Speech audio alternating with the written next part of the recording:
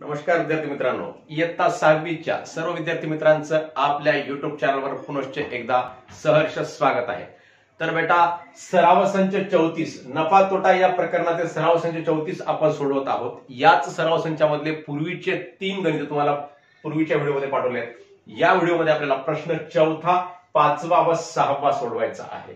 काय करत आहोत आपण, तुम्हा सर्वांना माहितीच आहे। दिलेल्या किमतीच्या आधारे एखाद्या व्यक्तीचं नाव घेत आहोत आणि एखाद्या वस्तूचं नाव घेत आहोत आणि वस्तूचं नाव घेऊन त्या किमतीची खरेदी किंमत आपल्याला इथे दिलेली आहे, विक्री किंमत दिलेली आहे, व्यवहार आपण ठरवत आहोत आणि त्या व्यवहारामध्ये त्या विशिष्ट व्यक्तीला कोणत्याही ज्या आपण व्यक्तीचं नाव घेतलंय त्या व्यक्तीला नफा झाला की तोटा यावर एक शाब्दिक उदाहरण तयार करत आहोत आणि तेच शाब्दिक उदाहरण परत या ठिकाणी आपण सोडवत आहोत बेटा। तर अशा प्रकारे आपल्याला या ठिकाणी प्रश्न 4था, 5वा व 6वा सोडवायचा आहे। हे प्रश्न सोडवण्याच्या अगोदर तुम्हा सर्व विद्यार्थी मित्रांना विनंती आहे की आपण जर या चॅनलवर नवीन असाल तर सर्व विद्यार्थी मित्रांनी आपल्या चॅनलला सबस्क्राइब करावा व सबस्क्राइब करून त्याच्या बाजूला जे बेलचं बटन आहे ते क्लिक करावं, जेणेकरून मी पाठवलेले प्रत्येक व्हिडिओ तुमच्यापर्यंत सर्वात अगोदर पोहोचेल व आपण मिळून, तुम्ही व मी मिळून गणित या विषयाचा सुंदरपणे अभ्यास करूयात बेटा। इयत्ता 5वी स्कॉलरशिप गणित ते इयत्ता 10वी गणित पर्यंतचा प्रत्येक सराव संच व प्रत्येक सराव संचामधील प्रत्येक गणित आपण शिकवत असतो आणि प्रत्येक गणित आपण आपल्या चॅनलवर अपलोड करत असतो। हे सर्व अपलोड केलेलं आहे आणि आपण करत सुद्धा आहोत। म्हणून आपण सर्व विद्यार्थी मित्रांनी या गणिताचा परिपूर्ण अभ्यास करण्यासाठी आपलं चॅनल सबस्क्राइब करावं ही सर्व विद्यार्थी मित्रांना विनंती आहे। तर 4था प्रश्न आहे मुलांनो, 50 किलोग्राम धान्याची खरेदी 2000 रुपये, प्रति किलोग्राम विक्री 43 रुपये। मग आता 50 किलोग्राम धान्याची खरेदी सांगितलेली आहे 2000 रुपये। मग आपण या ठिकाणी प्रश्न तयार करूयात। कोणत्याही एखाद्या व्यक्तीचं नाव घेऊयात। गणेशने काय केले, 50 किलोग्रॅम तांदूळ, 50 किलोग्राम तांदूळ, धान्याच्या ऐवजी आपण तांदूळ लिहिलं, 50 किलोग्राम तांदूळ 2000 रुपयांना खरेदी केला। धान्य म्हणलं तरी चाललं असतं, आपण तांदूळ म्हणलं, ज्वारी म्हणलं तरी चालते। 2000 रुपयांना खरेदी केला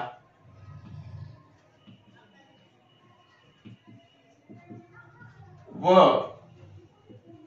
तो सर्व तांदूळ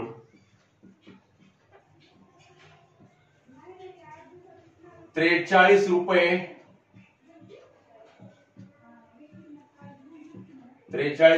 प्रति किलोग्राम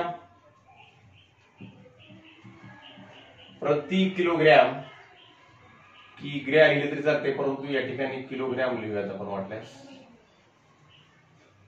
प्रति किलोग्राम दराने विकला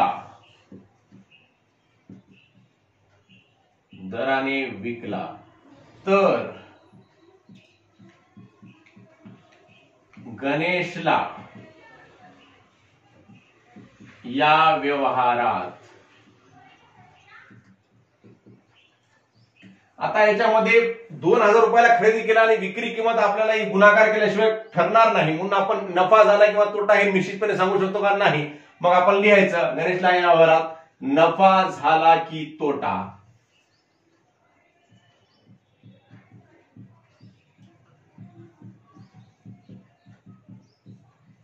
आणि शेकडा नफ्याचं किंवा शेकडा तोट्याचं आपल्याला उदाहरण तयार करायचं आहे। आपण पुढे लिहायचं किती टक्के म्हणजे काय असतात, 100 पैकी असतात, शेकडा असते बेटा। मग आता उत्तर या प्रश्नाचं उत्तर, आता खरेदी किंमत लिहूयात अगोदर। खरेदी किंमत, गणेशची धान्याची खरेदी किंमत बरोबर किती सांगितली बेटा, 2000 रुपये खरेदी किंमत सांगितली आणि विक्री किंमत किती सांगितली, विक्री किंमत प्रति किलो 43 रुपये सांगितली आणि एकूण 50 किलो तांदूळ होता। मग 50 गुणिले 43 करावं लागते बाळांनो। विक्री किंमत बरोबर आहे 50 गुणिले 43 जर केलं तर 5 न गुणून घेऊयात, 5 त्रिक 15 ला 5 हाचाला 1 5 चोक 20, 20 आणि 1 किती 21 आणि पुढचा शून्यला शून्य म्हणजे 2150 रुपये। इथे विक्री किंमत खरेदी किमतीपेक्षा कशी आहे, जास्त आहे। मग आपल्याला हे लिहावं लागतं। तर गणेशला या व्यवहारात नफा झाला की तोटा हा प्रश्न विचारलेला आहे। मग या प्रश्नाचं आपल्याला इथे स्पष्टीकरण देऊन उत्तर लिहावं लागते बाळांनो। मग इथे विक्री किंमत ही खरेदी किमतीपेक्षा जास्त आहे, म्हणून गणेशला या व्यवहारात काय झाला, नफा झाला. येथे विक्री किंमत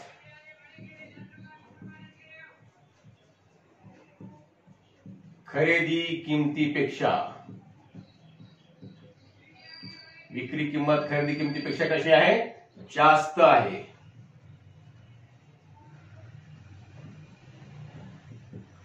म्हणून गणेशला या व्यवहारात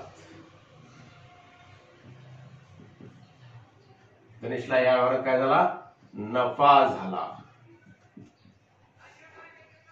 गणेशला या व्यवहारामध्ये नफा झाला. मग आता नफा काढायचा, नफ्याचं सूत्र लिहायचं. म्हणून नफा बरोबर आहे विक्री किंमत वजा खरेदी किंमत, विक्री किंमत वजा खरेदी किंमत.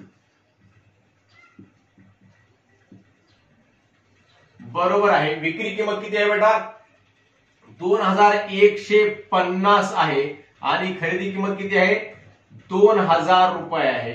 2150 वजा 2000 केलं तर वरचे 150 शिल्लक राहतात. तुम्ही वजाबाकी करून बघा वाटल्यास, सोपंच आहे. 0 मधून 0 गेलं 0, 5 मधून 0 गेले 5, 1 मधून 0 गेला 1, 2 मधून 2 गेले 0, म्हणजेच 150 रुपये त्याला काय झालेला आहे, गणेशला नफा झालेला आहे. मग आता आपला काय काढायचा आहे, शेकडा नफा काढायचा आहे. समजा गणेशला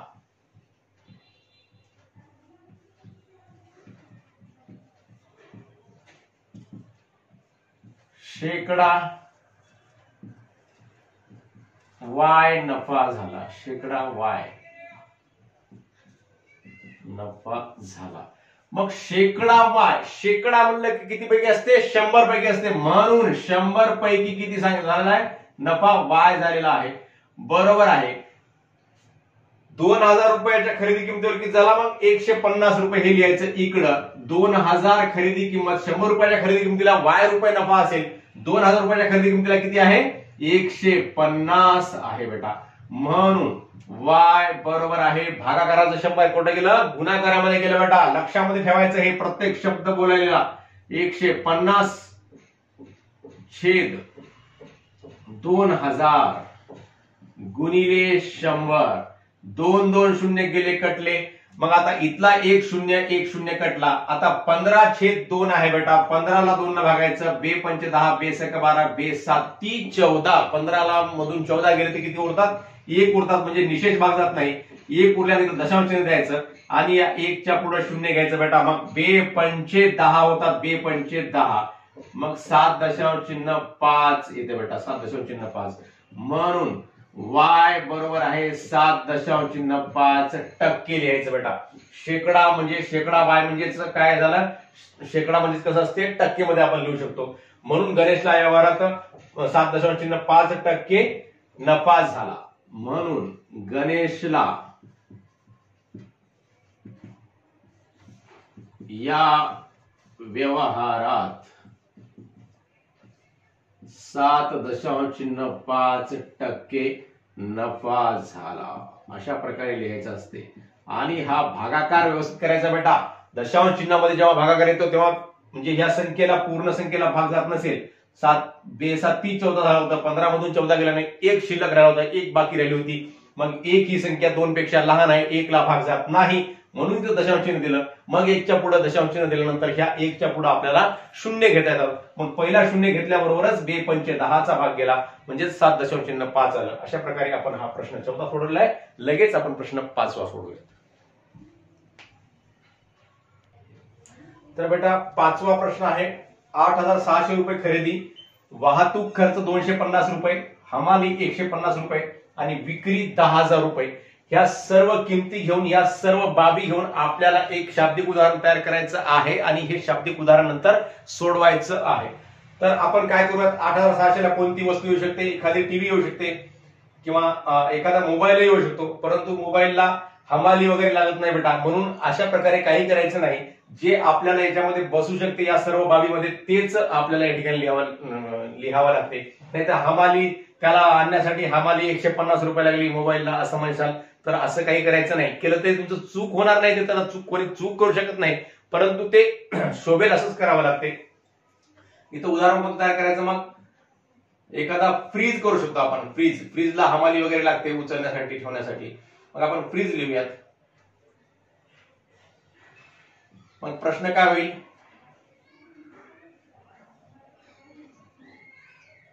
वैष्णवीने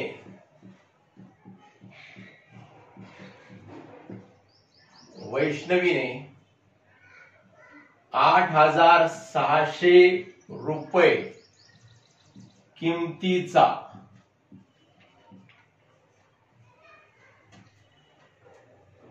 रेफ्रिजरेटर म्हणजेच फ्रीज किंवा टीव्ही सुद्धा लिहू शकता. 8,600 रुपये किमतीचा, हे शब्द अवघड वाटत असेल तर टीव्ही लिहा. 8,600 रुपये किमतीचा टीव्ही, सोपा आहे. टीव्ही खरेदी केला.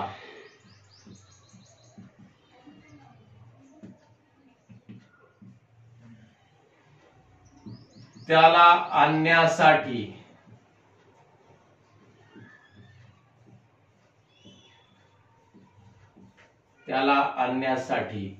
250 रुपये वाहतूक खर्च लागला व 150 रुपये हमाली लागली. 250 रुपये वाहतूक खर्च लागला व 150 रुपये हमाली लागली. वैष्णवीने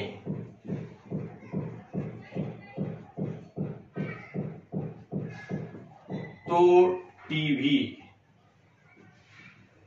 10,000 रुपयांना विकला. तो टीव्ही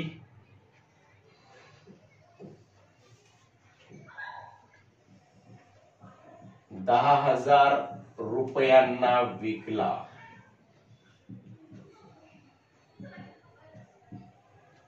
तर वैष्णवीला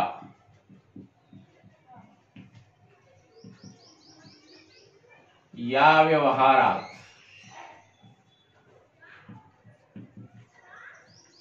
नफा झाला की तोटा?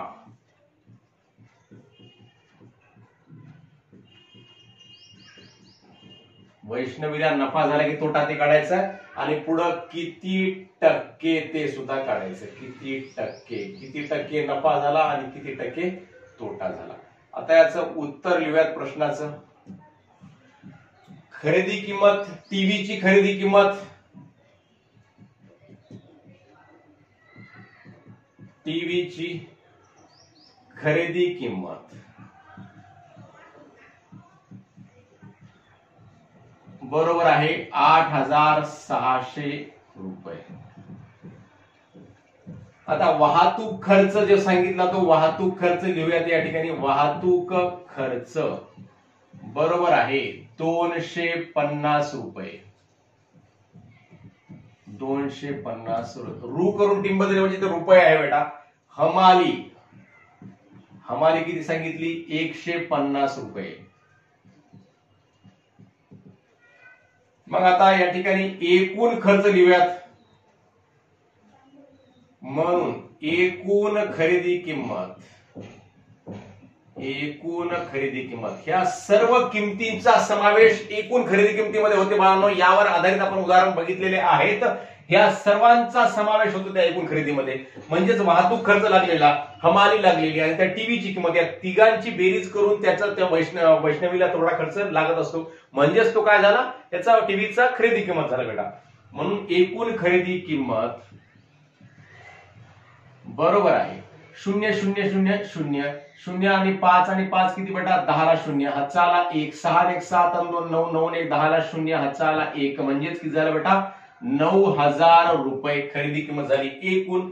आणि विक्री किंमत किती आहे? 10,000 रुपये सांगितलेली आहे.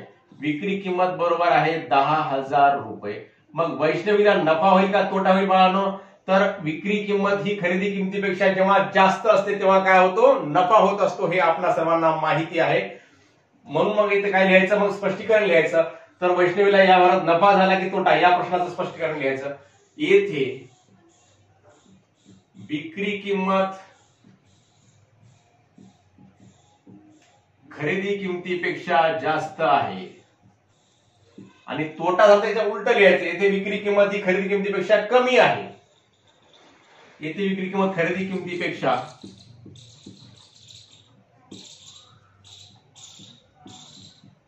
जास्त आहे, म्हणून वैष्णवीला या व्यवहारात काय होईल, मग नफा होईल. वैष्णवीला या व्यवहारात काय होतं बेटा, नफा होईल.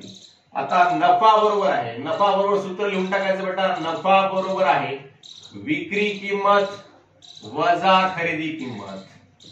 विक्री किंमत वजा खरेदी किंमत. मग विक्री किंमत किती आहे बाळांनो, या ठिकाणी 9,000 आहे आणि विक्री किंमत किती आहे, 10,000 आहे आणि खरेदी किंमत किती आहे, 9,000 आहे. मग नफा किती झाला बेटा, 10,000 मधून 9,000 गेले तर 1,000 रुपये नफा झाला वैष्णवीला. या ठिकाणी आपल्याला काय काढायचं आहे, शेकडा नफा काढायचा आहे. मग शेकडा नफा, समजा वैष्णवीला A% B% नफा झाला असं समजायचं. समजा वैष्णवीला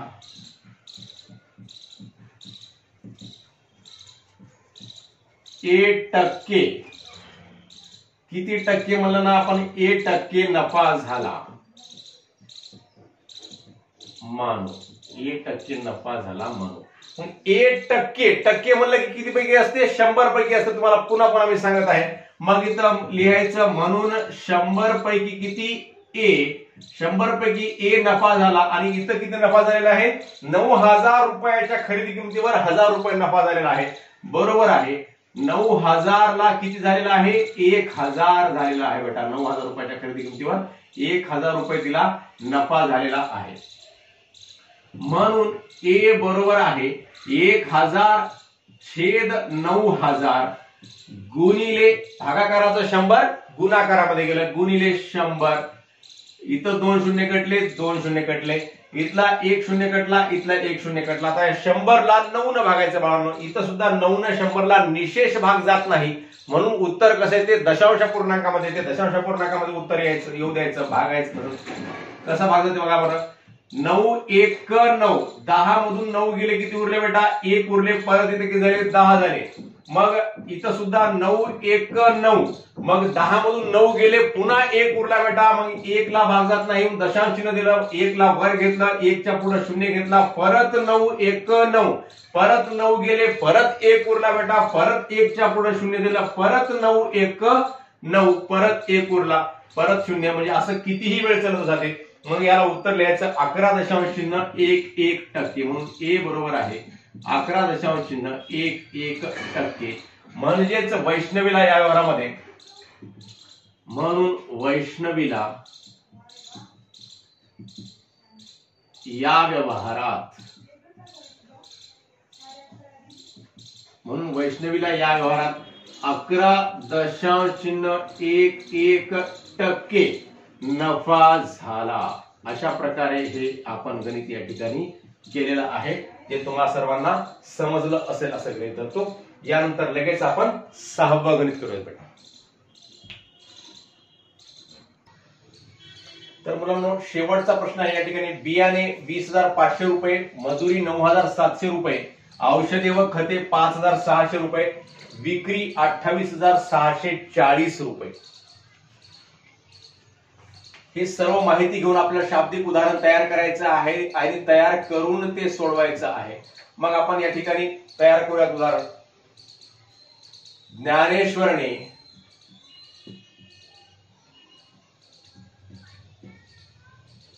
ज्ञानेश्वरने 20,500 रुपयांचे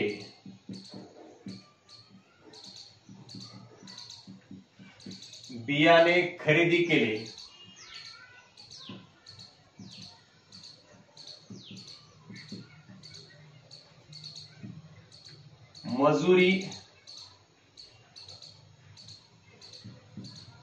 मजुरीसाठी 9,700 रुपये खर्च आला,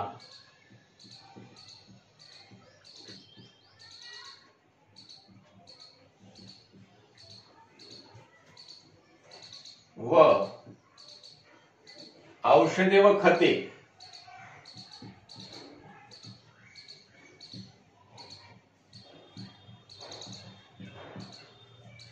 या बाबींसाठी 5,600 रुपये खर्च आला।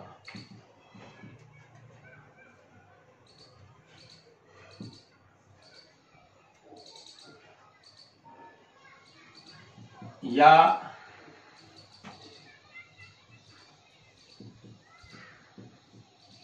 धान्याच्या हे धान्य एक पेरलं तर समजा त्या धान्याच्या पेरणीसाठी 20,500 रुपयाचं बियाणे घेतलं, मजुरीसाठी 9,700 रुपये खर्च आला आणि औषधे व खते या बाबीसाठी 5,600 रुपये खर्च आला। या धान्याच्या विक्रीतून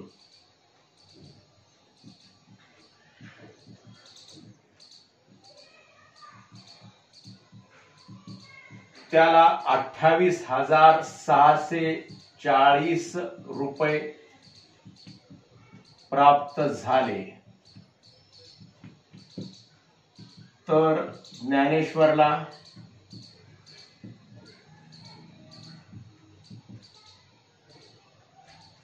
या व्यवहारात नफा झाला की तोटा?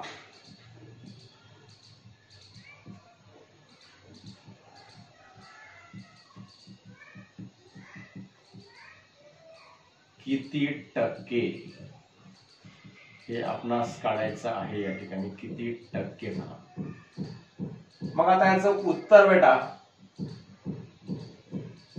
ज्ञानेश्वरने काय केलं, 20,500 रुपयाचं बियाणे खरेदी केलं आणि या बियाणाला पुन्हा मजुरीसाठी 9,700 रुपये खर्च आला आणि औषधे व खते या धान्याला करण्यासाठी टाकण्यासाठी 5,600 रुपये खर्च आला। मग बियाणे खरेदी किंमत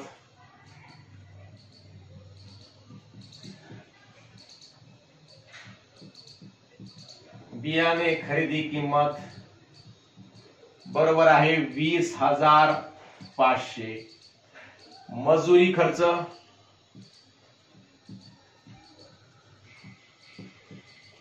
खर्च किती आहे बेटा? बरोबर आहे, मजुरी खर्च किती आहे? 9,700 रुपये, 9,700 रुपये। आणि औषधे व खते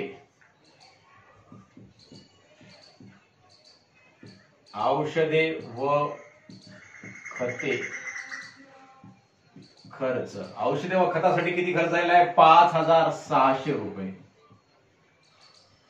मग एकूण खर्च, एकूण धान्य उत्पादन खर्च असं लिहा वाटल्यास।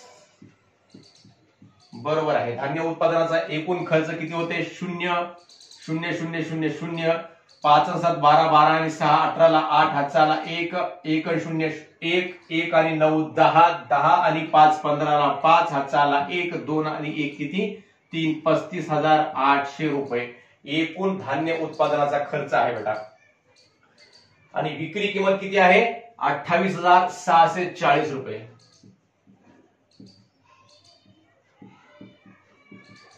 विक्री किंमत बरोबर आहे 28,640 रुपये।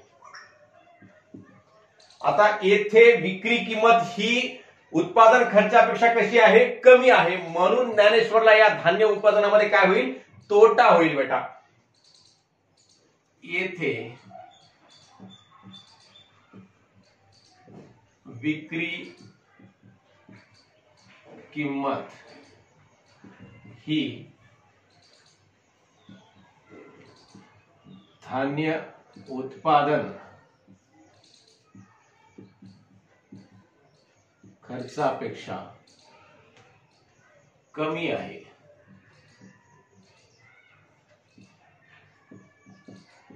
म्हणून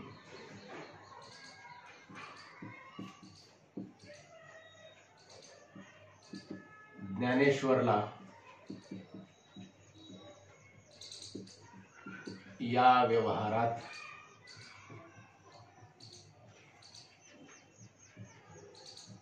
तोटा झाला।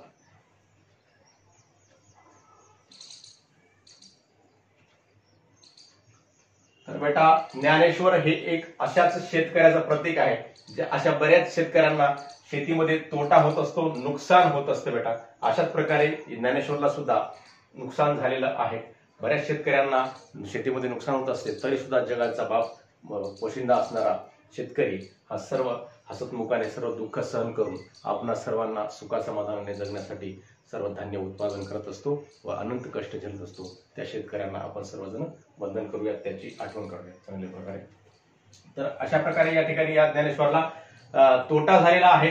मग तोटा किती झाला, तोट्याचं उदाहरण काय आहे बेटा, तोट्याचं सूत्र काय आहे, तोटा बरोबर आहे खरेदी किंमत वजा विक्री किंमत। म्हणजेच खरेदी किंमत म्हणण्यापेक्षा या ठिकाणी काय उत्पादन खर्च वजा विक्री किंमत। उत्पादन खर्च जो आहे तो काय झाला, या ठिकाणी खरेदी किंमत झालेला आहे। म्हणजे तिथे लिहूयात आपण, तुमचं कन्फ्युजन होईल अजून वाटल्यास। सूत्र हेच लिहूयात, खरेदी किंमत वजा विक्री किंमत।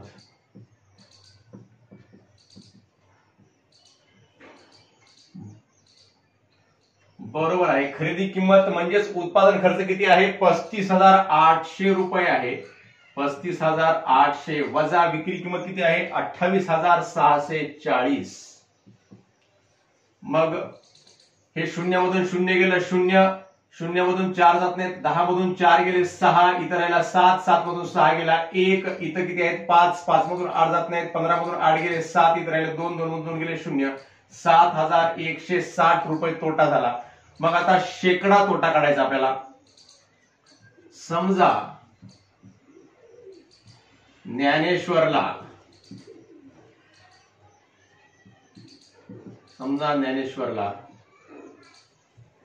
X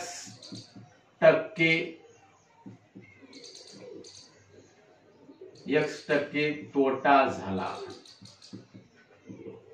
किती टक्के काढायचंय, म्हणून 100 पैकी X, तर किती रुपये एकूण उत्पादन खर्च होता, 35,800 रुपयाला किती तोटा झाला, 35,800 ला किती झालेला आहे, 7,160 झालेला आहे बेटा। 35,800 ला किती झालेला आहे, 7,160 रुपये तोटा झालेला आहे। म्हणून X बरोबर आहे 7,160 छेद 35,800 गुणिले भागाकाराचं 100 पलीकडे गेलं तर काय कशामध्ये गेलं, गुणाकारामध्ये गेलं। 2 2 शून्य कटले, 358 खाली आहेत आणि वर किती आहेत 7,160 आहेत। म्हणजेच आता आपण बघितलं बेटा, तर 358 चा जर 2 वेळेस गुणाकार केला, 358 गुणिले 2 केलं तर 716 होते सरळ सरळ। मग 358 एक 358 आणि 358 गुणिले 2 केलं तर 716 आणि पुढे शून्यला शून्य, बरोबर आहे 0। आपण याला समजा तुम्हाला हे जर डोक्यामध्ये येत नसेल, माझ्या डोक्यामध्ये सहज आलं 350 दोन्ही 700 होतात आणि पुढचं 8 दोन्ही 16 म्हणजे 716। मग तुम्ही इथं 2 न भागू शकतात, परत 2 न भागू शकतात, म्हणजे विविध संख्येने भागू सुद्धा आपण याला संक्षिप्त रूप देऊ शकतो बेटा। कसं बघा वाटल्यास तुम्हाला। आता इथं कसं करूयात आपण, सरळ आपण 20 सुद्धा काढू शकतात, जसं आपण मी आता या ठिकाणी काढलेला आहे तसं आपण आता 2 न भागून बघूयात। बे 1 बे, 1 उरला बे 7 14, 1 उरला बे 9 18, मग बे 3 6, 1 उरला 11 झाले, बे 5 10, 1 उरला 16 झाले, बे 8 16। आता या ठिकाणी 179 ही संख्या आहे बेटा, 179 ही मूळ संख्या आहे, इथे मात्र कोणत्याही संख्येने भाग जात नाही। मग इथं तरी 179 चा आपला पाढा तयार करावा होतो आणि इथं 179 एक 179 आणि 179 दोन्ही आपल्याला इथे 358 लिहावं लागते आणि हे पुढचं शून्य आपण इथे लिहिलं जसं तसं, तर हे पुढचं शून्य घेतलं तर काय होते 20 होते, बरोबर आहे 20%। म्हणून ज्ञानेश्वरला या व्यवहारात 20% तोटा झाला। तर अशा प्रकारे हे प्रश्न चौथा, पाचवा व सहावा या ठिकाणी आपण सोडवलेला आहे व नफा तोटा हे प्रकरणामधलं सराव संच 34 पूर्ण केलेला आहे व हे प्रकरण सुद्धा पूर्ण केलेलं आहे बेटा। तर पुन्हा भेटूयात नवीन एका प्रकरणासह। धन्यवाद।